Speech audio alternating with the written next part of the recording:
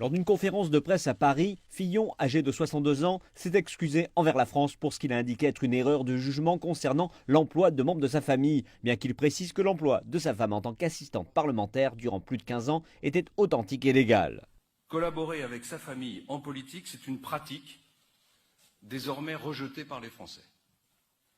Ce qui était acceptable hier, à défaut d'être accepté, ne l'est plus aujourd'hui.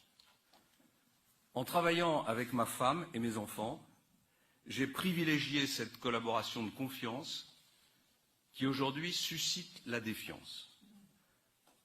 C'était une erreur. Je le regrette profondément et je présente mes excuses aux Français.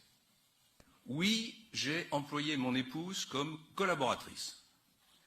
Elle a ensuite été la collaboratrice de mon suppléant. Elle est encore redevenue ma collaboratrice par la suite. Elle a donc occupé ce poste pendant 15 ans.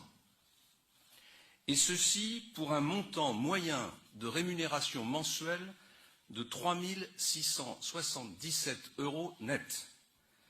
Salaire parfaitement justifié pour une personne diplômée de droit et de lettres.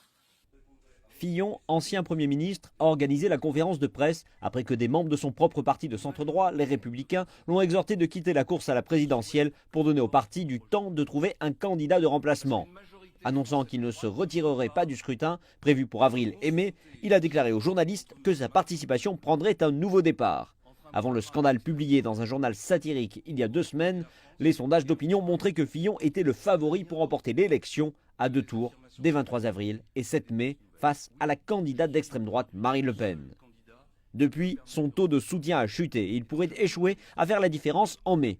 Une enquête de Polster Opinionway, publiée lundi, montre que le candidat centriste indépendant Emmanuel Macron, un ancien banquier d'investissement, opposé à Le Pen au second tour, remporterait l'élection confortablement.